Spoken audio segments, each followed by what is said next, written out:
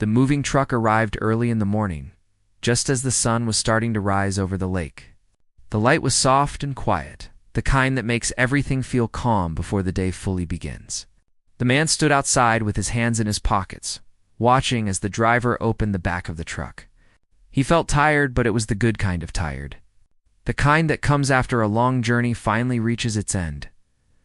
This house was not just another place to live. It was something he had worked toward for years.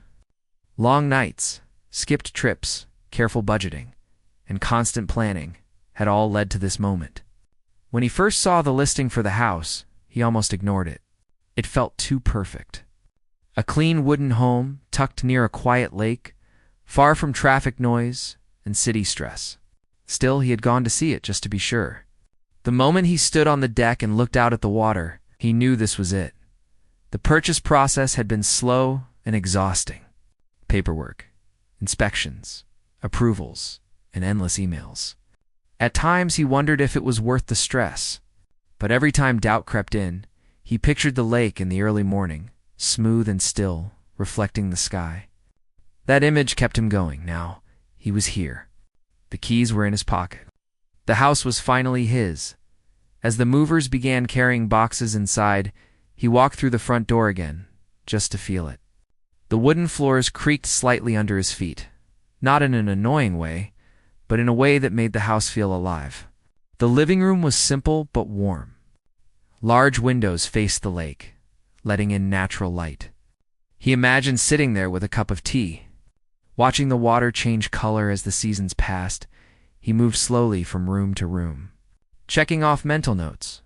Bedroom, kitchen, bathroom. Everything was just as he remembered. Nothing felt rushed here.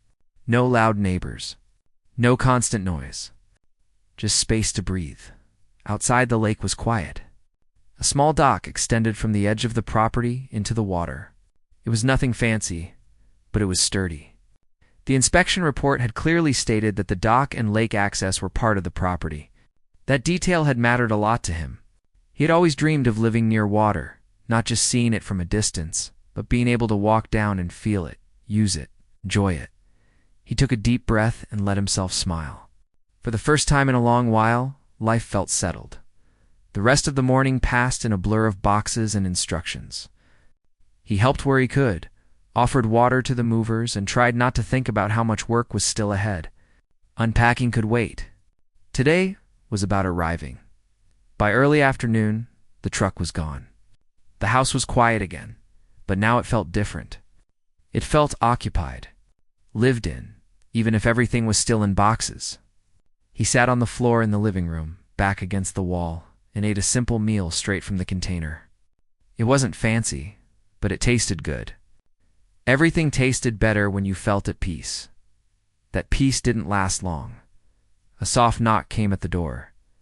At first, he thought maybe a neighbor had come by to say hello. He had half expected it. Quiet communities often had curious residents. He stood up, wiped his hands, and walked to the door.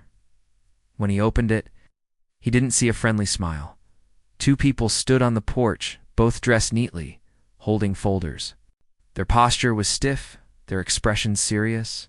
Behind them, a third person stood a little farther back. Arms crossed, scanning the property as if evaluating it. They didn't introduce themselves right away. One of them glanced past him into the house, taking in the boxes and furniture. "You must be the new owner," one of them finally said. He nodded. "Yes. I just moved in today." There was no welcome. No handshake. No casual conversation. "We represent the neighborhood association," the person continued. "We need to discuss a few things regarding your property." The words were polite, but the tone was not. He stepped outside and gently closed the door behind him. Something about this situation made him uncomfortable, though he couldn't yet explain why. "Is there a problem?" he asked calmly. The second person opened their folder and flipped through a few pages. "We've noticed that your property borders the lake and includes a dock. There are certain rules and expectations that come with that." He listened carefully. He had expected rules. Every community had them. Noise limits, parking guidelines, landscaping standards. None of that worried him. Of course, he said. I've reviewed the general guidelines. The first person shook their head slightly. This is more specific. The lake access is considered shared by the community. New owners are required to acknowledge that. That caught his attention. I'm sorry, he said, choosing his words carefully. But according to my documents, the lake access and dock are part of the property. The third person, who had been quiet until now, stepped forward. That's not how it works here. Their tone was firm, almost dismissive. He felt a small shift inside himself. Not anger, but alertness. I'm not trying to argue, he said. I'm just going by what's in the paperwork. The person holding the folder pulled out a form and held it out. We just need you to sign this acknowledgement. It's temporary, until everything is reviewed. He didn't take the paper. What exactly am I acknowledging? He asked, that you won't use the dock or lake access without approval. The person replied. The words hung in the air. He looked from one face to the next. None of them seemed unsure. None of them seemed friendly. This wasn't a suggestion. It was a demand, wrapped in formal language. I've been here less than a day, he said slowly. I don't feel comfortable signing anything right now. The first person's expression tightened. This is standard procedure. Then it can wait, he replied. I'll review it with my documents. For a brief moment, no one spoke. The lake behind them remained calm, as if unaware of the tension unfolding nearby. Finally, the second person closed the folder. We'll be in touch, they said. They turned and walked away without another word. He stood on the porch, watching them leave. His heart was beating faster now, not from fear but from confusion. The encounter replayed in his mind. The confidence in their voices, the assumption that he would simply comply. He went back inside and closed the door. The house no longer felt as peaceful that evening. He sat at the kitchen table surrounded by boxes and opened his folder of documents. He reviewed everything again. The purchase agreement, the inspection report, the land description. Every page confirmed the same thing. The dock and lake access were part of the property, so why had they acted as if it wasn't? He told himself not to jump to conclusions. Maybe it was a misunderstanding. Maybe they had outdated information. Communities were often slow to update records. Still, something about the encounter bothered him. It wasn't just the claim. It was the attitude. The way they spoke, as if ownership was optional. As night fell, the house grew quiet again. Outside, the lake reflected the moonlight. He stood by the window, looking out at the water. He reminded himself why he had come here. Peace, stability, a place to finally slow down tomorrow. He decided he would unpack. He would settle in. He would not let a strange first interaction ruin what he had worked so hard for. But deep down, he knew this wasn't over. The demand they had made was not small. And it hadn't felt accidental. As he turned off the lights and prepared for his first night in the house, one thought stayed with him longer than the rest. He had just moved in, and already. Someone was trying to tell him what he could not do with what he owned. The next morning started quietly, but the calm felt different now. It was no longer peaceful in a relaxing way. It was the kind of quiet that makes a person listen too closely to every sound.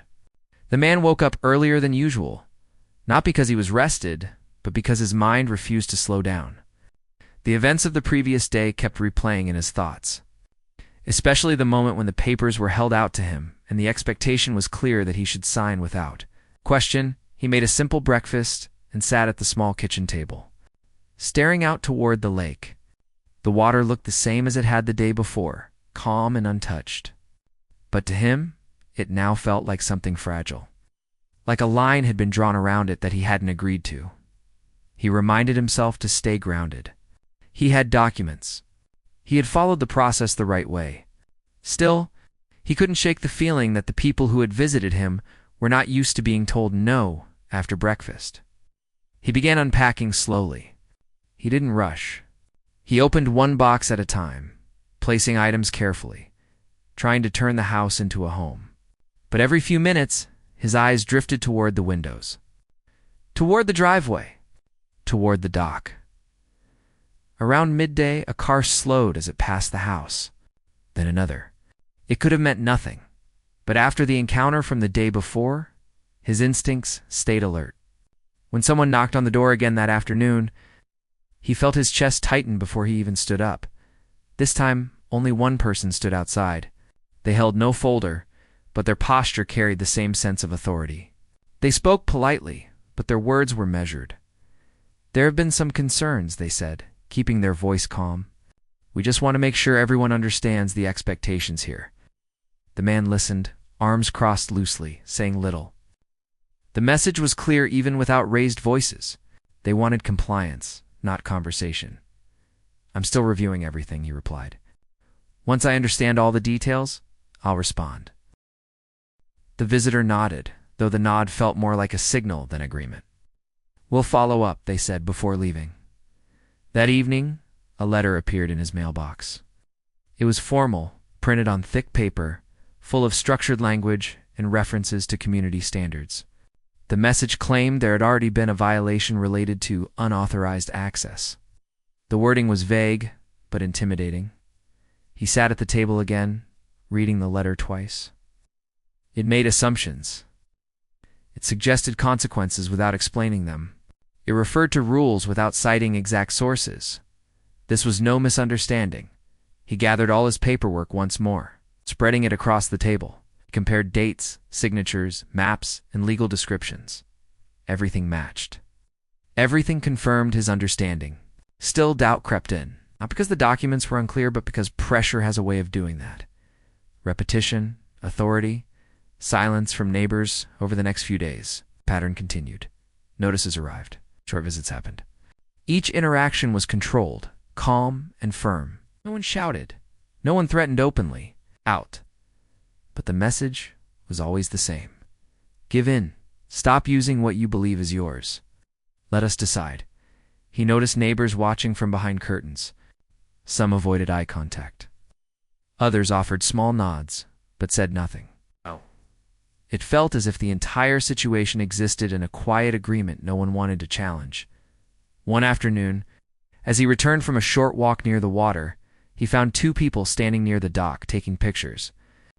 When he approached, they explained they were documenting conditions. Their tone was neutral, but the act felt invasive. "This is part of my property," he said calmly. They didn't argue. They simply noted something on a clipboard and left. That night, sleep came slowly. His thoughts drifted between frustration and disbelief. He had moved here seeking peace, not conflict. He had expected rules, not control. The realization that others might have been pressured in the same way before him weighed heavily. He began to understand that this wasn't about one dock or one lake. It was about testing boundaries, seeing who would push back and who would quietly step aside. The next morning, another envelope arrived. This one warned of possible penalties if cooperation was not shown. Still vague, still carefully worded, he placed the letter on the table and sat back. Fear flickered briefly, but it didn't stay. Instead, something steadier took its place. Resolve. He decided it was time to stop reacting and start responding. He reached out for professional advice, explaining the situation calmly and clearly. He shared his documents, his experiences, and the letters he had received. The response he got was reassuring, grounded in facts rather than emotion. "You're not wrong," he was told, "and you're not the first." Those words mattered more than he expected. With guidance, he began organizing everything properly. Timeline. Copies of every notice, records of visits, photographs of the property boundaries. Each step made him feel less like a target and more like a participant in his own defense. The visits slowed, but the silence felt temporary, like a pause before something else. One evening, as the sun dipped low and the lake reflected warm orange light, he stood on the dock and looked out across the water.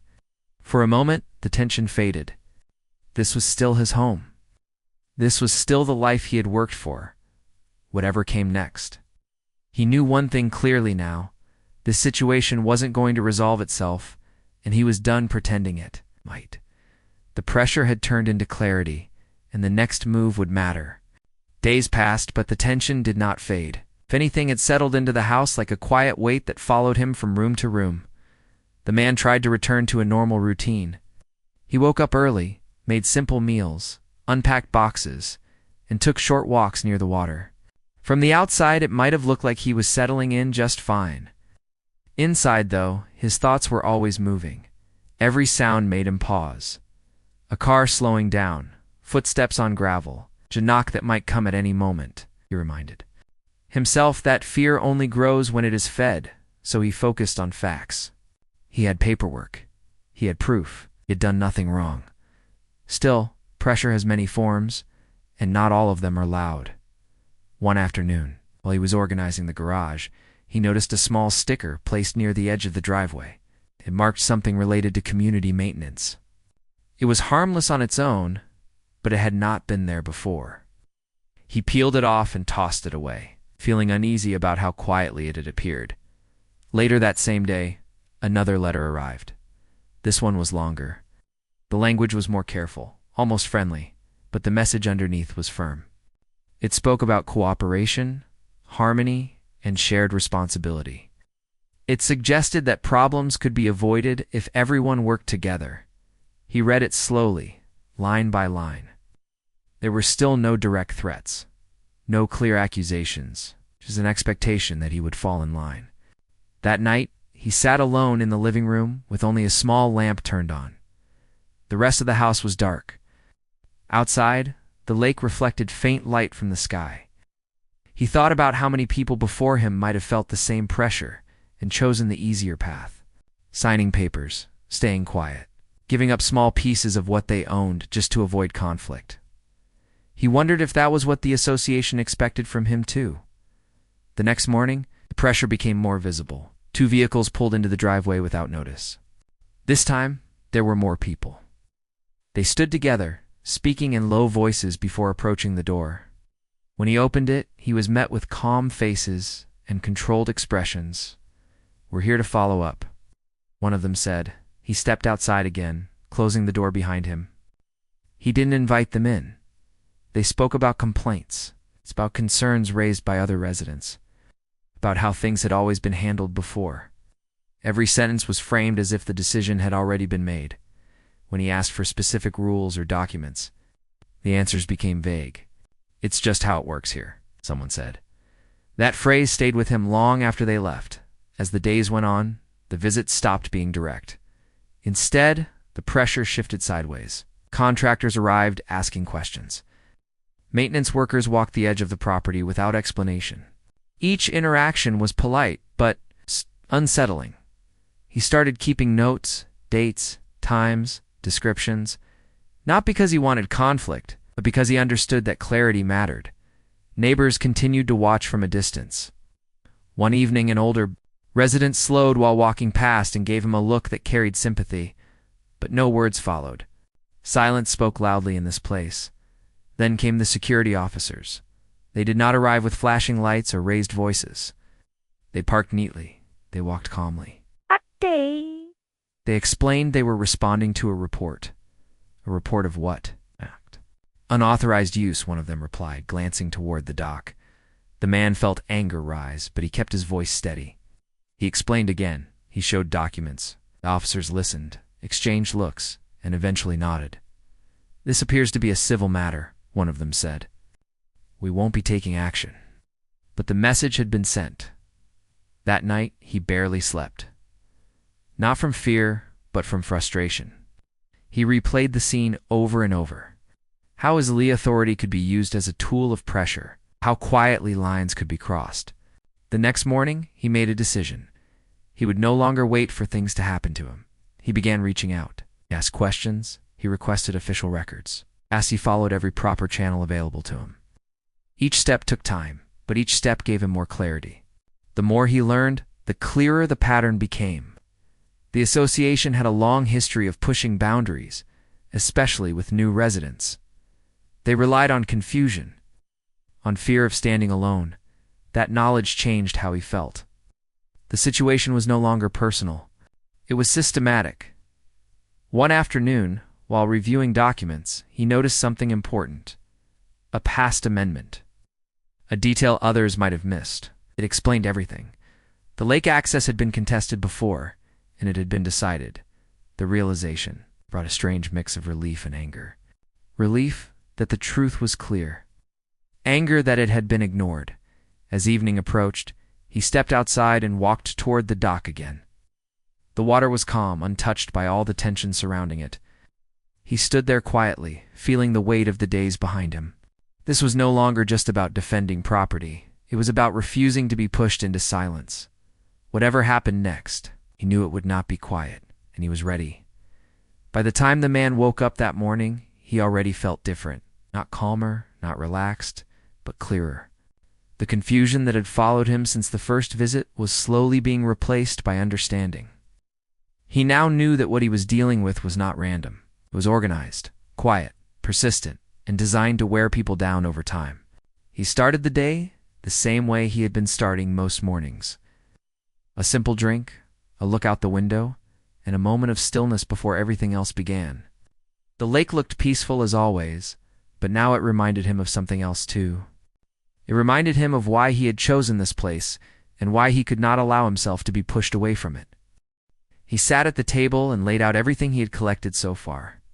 Letters, notes, copies of documents, printed emails, and photographs. When everything was spread out, the pattern became impossible to ignore. Each step taken by the association followed a familiar rhythm. First, polite contact, then pressure, then implied consequences. And finally, the involvement of authority, even when it wasn't truly needed.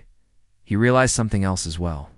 None of the messages ever fully explained the rules they claimed to enforce. They relied on assumption, on fear, on the idea that resistance was more trouble than it was worth. That realization made him feel less alone later that day.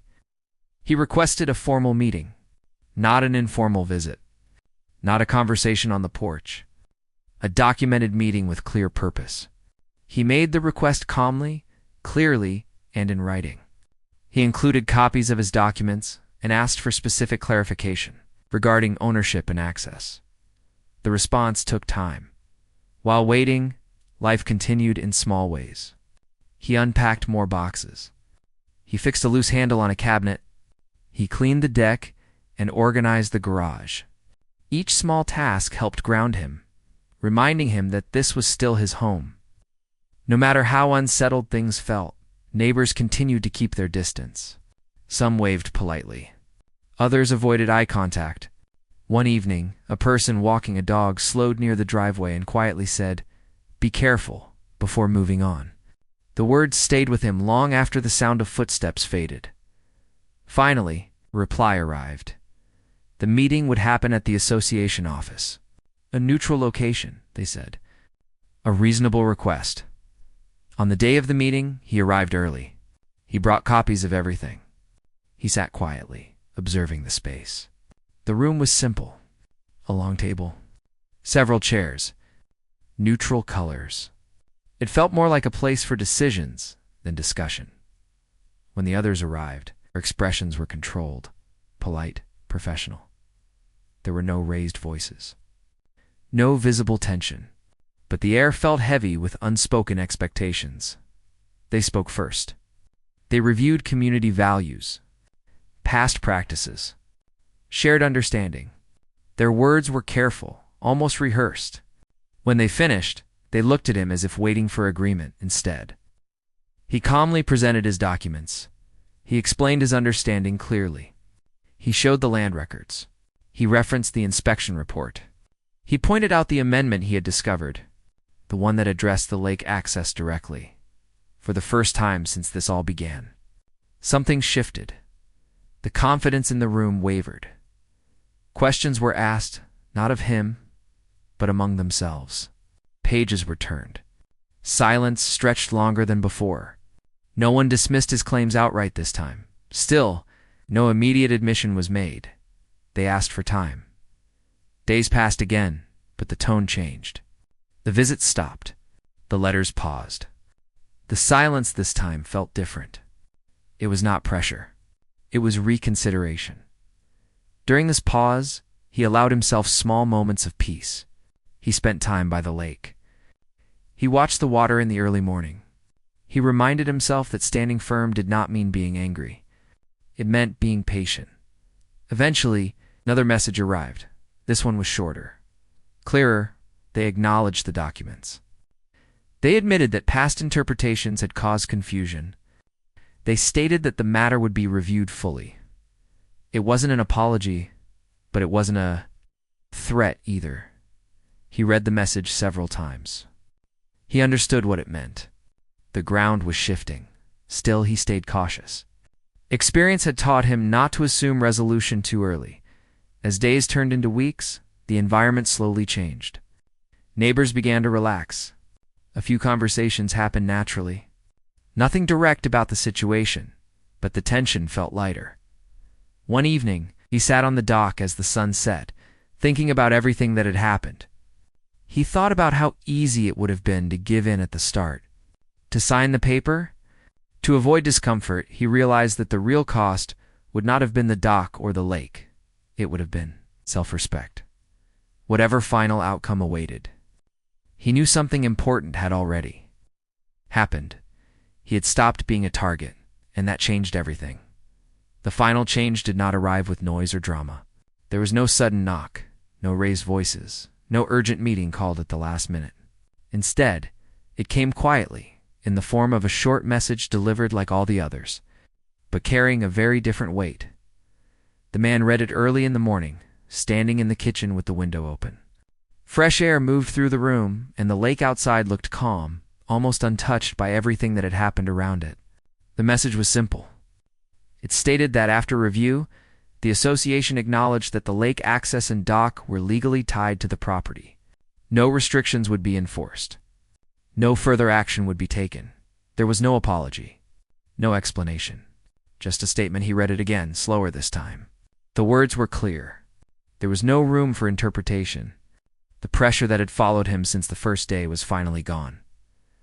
For a moment he stood still, unsure how to feel. Relief came first, but it was quiet. It didn't rush in all at once. It settled slowly, like a weight being lifted without making a sound. After that came something deeper. Validation. He hadn't imagined any of it. He hadn't overreacted. He hadn't misunderstood. He had simply stood his ground. The rest of the day passed differently than the days before. The house felt lighter. The silence no longer carried tension.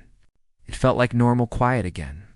The kind that lets a person breathe without listening for. Footsteps.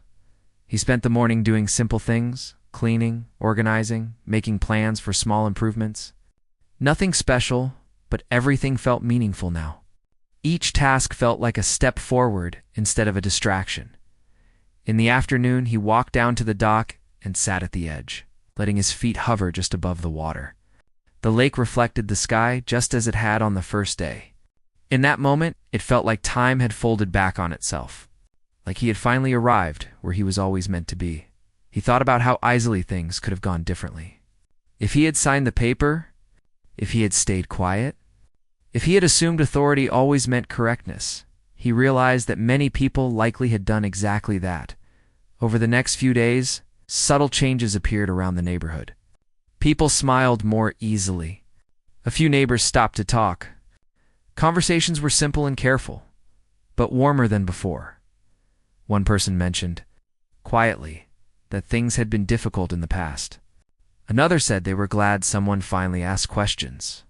No one spoke openly, but understanding passed between them without needing words. The association itself became distant. Notices stopped arriving. Visits ended completely. Life moved on. Weeks passed. Then more time. The memory of those first days softened, though it never disappeared entirely. It became something else. A reminder. He found himself thinking often about what the experience had taught him. Not just about property or rules, but about people. About how systems rely on silence. About how calm resistance can be more powerful than anger. He also learned something about himself. He had always seen himself as someone who avoided conflict, someone who preferred peace. What he learned was that standing up for oneself does not require aggression. It requires clarity. One evening, as the sun lowered over the lake, he sat on the deck and watched the light fade. The water shifted colors, moving from gold to deep blue. It was the same view he had imagined during the long months of waiting and paperwork. This time, he enjoyed it without distraction. He understood now that peace is not just about quiet surroundings. It is about knowing where you stand. The house no longer felt new. It felt lived in, comfortable, earned. The story did not end with a victory speech or a dramatic moment. It ended with something better. Normal life? And that was enough. Time did not stop after the message arrived. Life moved forward, quietly and steadily, just as it always does. The difference now was how the man felt while moving through his days. The tension that once followed him like a shadow was gone. In its place was something calmer and more grounded. He woke up each morning without that tight feeling in his chest. He no longer paused when a car slowed near the house. The sound of footsteps, no longer, pulled his attention away from whatever he was doing. He eased into a routine that finally felt natural. Mornings began with light coming through the windows and the quiet sound of water outside. He made simple meals, sometimes eating at the table, sometimes on the deck when the weather allowed. He took his time with everything. There was no longer a need to rush or stay alert. The house slowly stopped feeling like a place he was defending and started feeling like a place he was simply living in. The neighborhood changed too, though not all at once. At first, the changes were subtle. A wave that lasted a second longer. A neighbor who stopped to say hello instead of just nodding. Small conversations about the weather or the lake. Nothing heavy. Nothing direct. Still, these moments mattered. They showed that the quiet tension that once hung in the air was lifting one afternoon. While working in the yard, someone from down the street approached. They spoke softly, almost carefully, as if unsure how much to say. They mentioned that they had once faced a similar situation years earlier and had chosen not to challenge it. They admitted they regretted that choice.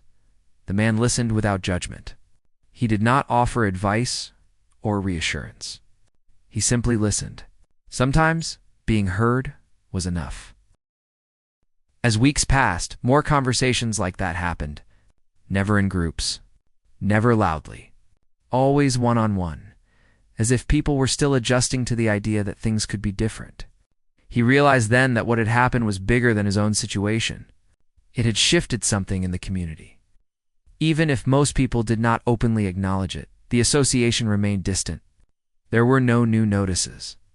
No unexpected visits. When communication did occur, it was formal and limited, focused only on general updates. The tone was different now, neutral, careful, respectful in a way it had not been before. He spent more time enjoying the lake. Sometimes he sat on the dock with a book, reading only a few pages before his thoughts drifted. Other times, he simply watched the water move, noticing how it changed with the light, the wind, and the seasons. Each visit reminded him why he had chosen this place and why standing firm had been worth the effort. As summer shifted toward cooler days, he began making small improvements to the house. Nothing dramatic. A fresh coat of paint in one room, better lighting in another. Each change made the space feel more his own. These were not acts of reclaiming. They were acts of settling in. There were moments when memories of the conflict returned. Not in a painful way, but as reminders. A letter found while cleaning out a drawer, notes he had taken during the most stressful days. He kept them, not out of bitterness, but as proof of what he had handled and how he had grown. One evening, while sorting through old papers, he paused and thought about how close he had come to signing that first document. How easy it would have been to end the situation quickly by giving in. He understood now that peace gained through surrender would not have lasted. It would have followed him quietly to every future decision. That realization stayed with him. As months passed, the seasons continued their steady cycle. Leaves changed color and fell into the water near the shore. The lake looked different in cooler weather, darker and deeper, but no less calm. He found beauty in those changes. Just as he had learned to accept the changes within himself, he began to notice something else as well. He was more confident in small, everyday interactions. Not louder. Not more aggressive. just clearer. He asked questions without hesitation. He read documents more carefully. He trusted his instincts when something felt wrong. This confidence did not make him hardened. If anything, it made him more patient. He understood now that standing up for oneself did not require constant defense. It required awareness and calm persistence. One day, a new moving truck arrived in the neighborhood. Another new resident. He watched from a distance as boxes were unloaded, remembering his own first day. Later, he walked over and introduced himself. The conversation was simple and friendly. No warnings. No advice unless asked. Just a welcome. As he walked back to his house, he felt a quiet sense of completion. The cycle had moved forward. In quieter moments, he reflected on what the experience had taught him about authority. He learned that authority often depends on assumption, on the belief that people will comply without question. Once that assumption is challenged calmly and clearly, authority must rely on facts instead of pressure. He also learned something about community, that silence does not always mean agreement. Sometimes it means fear. Sometimes it means waiting for someone else to speak first. He did not see himself as someone who had changed the neighborhood. He simply saw himself as someone who had chosen not to step aside. Any impact beyond that was a result, not a goal. As the year moved forward, life continued in ordinary ways. Holidays came and went. Friends visited. Meals were shared. Laughter filled the house at times. These moments mattered more than any resolution letter or acknowledgement ever could. The lake remained a constant presence. Always there, always calm, always reminding him of the quiet strength that comes from patience and clarity.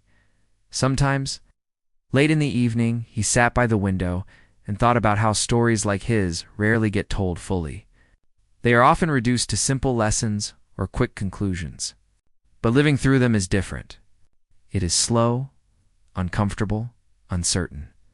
He understood now that growth often happens quietly without applause or recognition. It happens in small decisions made consistently over time. The house no longer felt like a symbol of conflict. It felt like what it was always meant to be: a place to rest, a place to reflect, a place to live without fear of sudden demands or unexpected pressure. If someone had asked him what the most important part of the experience was, he would not have mentioned documents or meetings. He would have said it was learning to trust himself. That lesson stayed with him.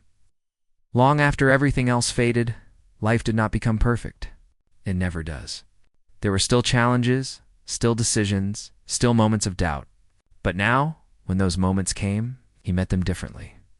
He met them standing still instead of stepping back. And that made all that difference. The year moved forward in small, quiet steps, the kind that do not announce themselves but still change everything. The man noticed these changes not all at once, but in pieces, spread across days that felt ordinary on the surface. He woke up each morning with the same routine, yet something inside him felt steadier than before.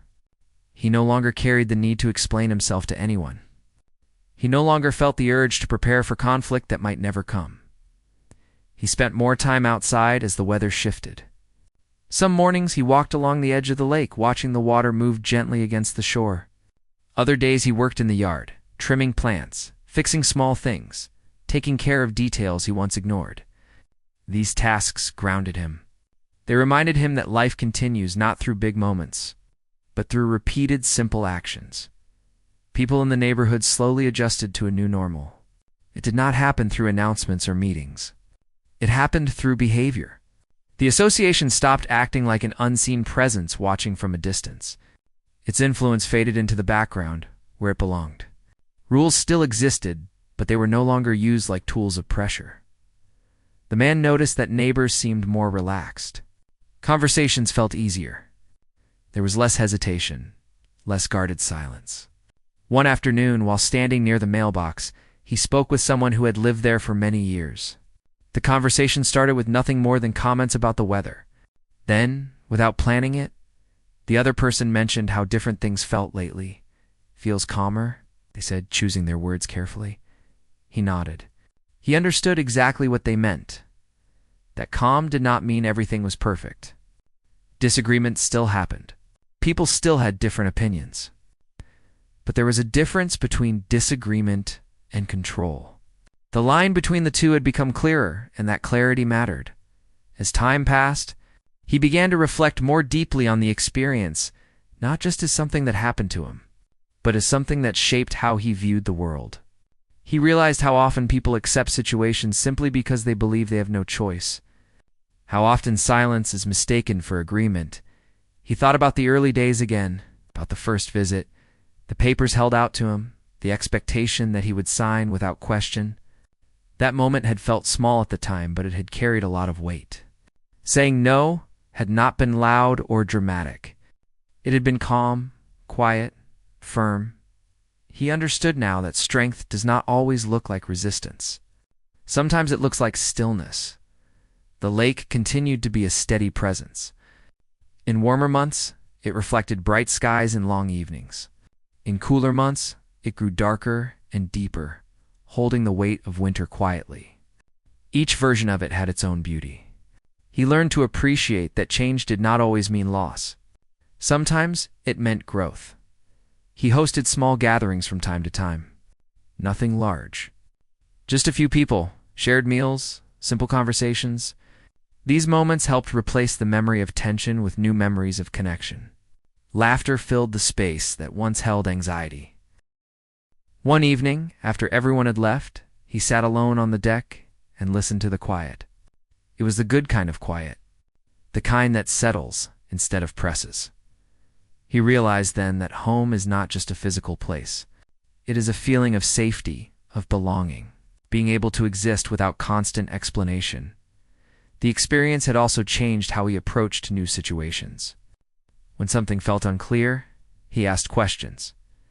When something felt wrong, he paused instead of rushing forward. He trusted himself more. That trust carried into other areas of his life, shaping decisions in ways he had not expected. There were moments when doubt still appeared. That is human. But doubt no longer controlled his actions. It simply reminded him to stay aware. As another year approached, he thought about the idea of fairness. How often it is talked about, but rarely practiced evenly.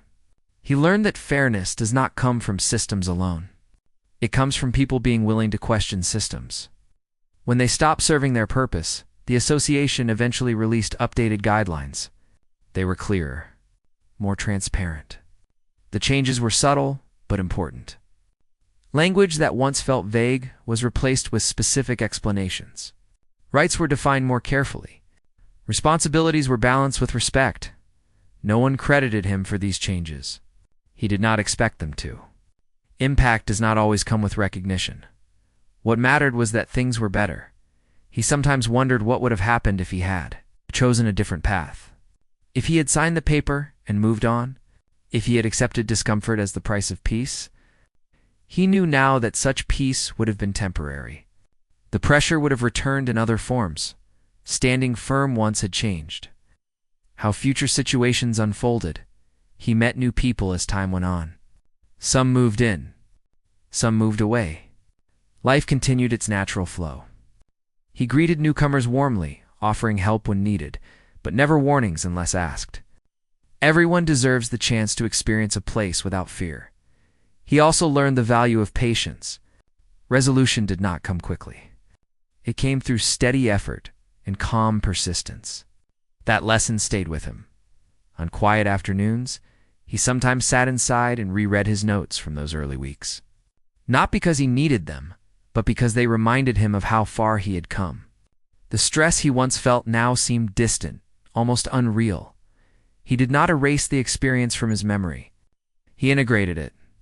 One morning, while watching the sunrise over the lake, he felt a sense of gratitude that surprised him. Not gratitude for the conflict, but for the growth it had sparked. Without it, he might never have learned how capable he was of protecting his own peace. The house felt complete now. Not perfect, but whole. Every mark, every sound, every quiet moment carried meaning. He understood that life will always present challenges. New ones will come, often when least expected. But he also understood that he no longer needed to fear them. The story of his move-in day had become something else entirely. It was no longer about demands or authority. It was about clarity, patience, and quiet strength. As the seasons continued to change, he remained rooted, not just to the land, but to the lessons learned there. He had moved in looking for peace. He had found something deeper, a sense of self that no demand could take away.